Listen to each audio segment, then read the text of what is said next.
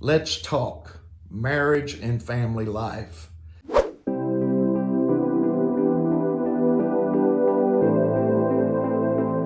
Well, greetings from the office of Pastor Kevin Martin. I have finally given in to begin a series. I've tried to decide what I'm going to title it, and I finally came up with the name, Let's Talk Marriage and Family Life. And so I'm going to try to come on live and do this at least 3 times a week. Let's talk marriage and family life. I feel that in this generation that we live in, there is such a need for our marriages to have every tool possible to help us fight this battle that we fight. There's an attack upon the marriages like never before, wanting to destroy what God had created for us to enjoy and be a blessing to each and every one of us. And so I hope that I can be a little bit of a blessing to you. There are 3 R's to marriage. I call it the 3 stages of marriage. And the first R, it's called romance. Romance is the stage where everything is wonderful. It's beautiful. You hear your spouse's name in every song that is sung. Your mind is always thinking about every wonderful thing. And in the stage of romance, we're blind. We can be blind for anywhere from 6 months to 2 years. And during that time, we're blind to all faults. All we see is the wonderful things. We see the beautiful things. We see all of the things that causes stars to dance in our head. We hear their name in every song, and everything is about love, and everything is wonderful. It's new, it's exciting. And when we're in the romance stage, the beautiful thing about romance is we have a halo.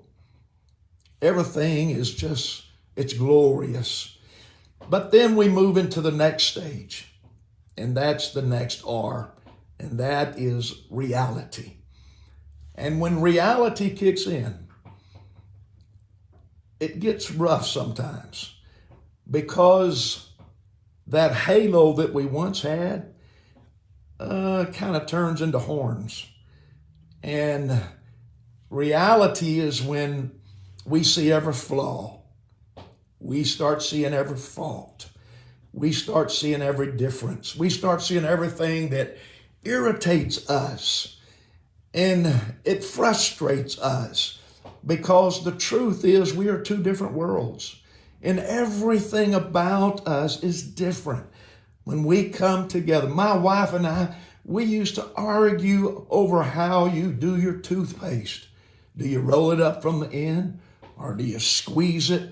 I always would be the one to squeeze it. She rolled it up from the end.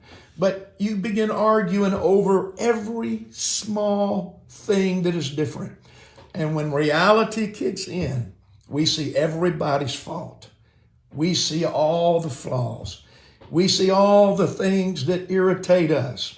And at that point, it moves our marriage to the 3rd R. And the 3rd R, it is either resignation or reconstruction. And many people, when they get married, they get to that 3rd R, and they just say, I can't do this. I'm resigning. I can't do this. And so they will move on. And then they get to begin the stages again of the 3 R's. The thing is God wants us to reconstruct our marriage, to build, to grow. It is a lifetime of working together. It's a lifetime. It's a workshop. You've got to work at it. You've got to work at keeping what God put together, because we know that the enemy wants to destroy everything God puts together. And when you come together with a spouse And there you began to make a covenant between your spouse and God that you're going to stay with them for the rest of your life. I can guarantee you the devil's going to start fighting because he wants to destroy that covenant. But I want to tell you today, God wants you to fight for your marriage. Fight for your marriage. Don't give up. Whatever it takes, keep fighting for your marriage. Yes, it is true. It is a lifetime of work. It is a workshop. A person once said that a workshop is when a man works and the wife shops. It's humorous. It's funny. But truly, the workshop, it is a continual working that is going on every single day. The Bible tells us this. It says, if a man vow a vow unto the Lord, or swears an oath to bind his soul with a bond, he shall not break his word. He shall do according to all that proceedeth out of his mouth. That's in Numbers 30:2. In other words, fight for that vow, that covenant that you have made.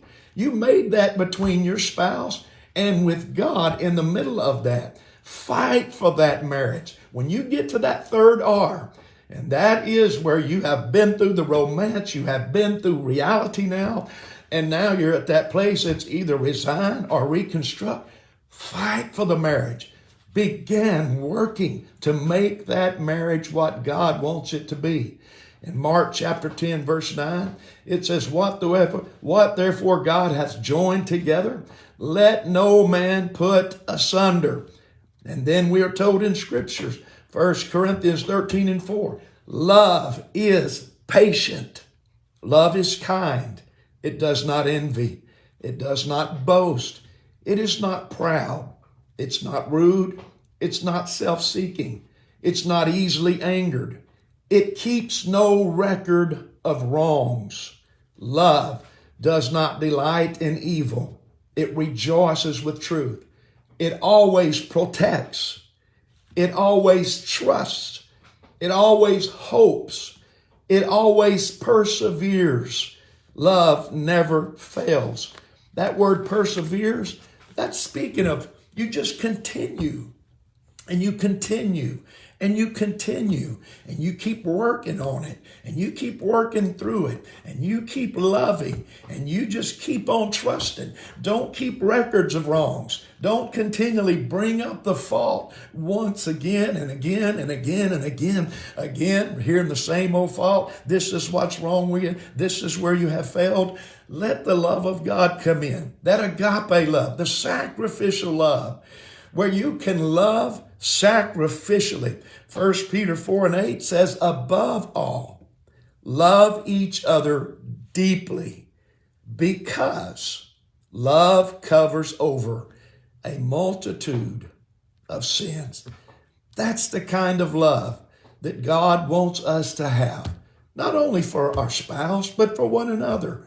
Love covers over a multitude of sins, and it grabs them by their hand, and we work together in unity. God wants you to fight for your marriage. Fight for your marriage, and it will be a blessing to you. I promise you. I've been married, working on our 43rd anniversary, and I'm telling you, as you work your way through each crisis, your marriage even gets stronger and it gets better. When you work through it together, God does something and takes your marriage level to another level. And then together you work through another crisis with the help of God. And God will take your marriage to another level. My wife and I, we look back now. And we look back when we first got married, and we see all the battles that we have fought, and all of the storms we've been through, and all that we have gone through together with the help of God. And by doing that, God has done something in our marriage where He has brought us to a level where the love is such a wonderful, wonderful thing. And that is through the agape love, the love of God. God bless you. I hope that you have enjoyed this. It's going to be something that I'm just going to be continuing to do. Try to do this at least 3 times a week.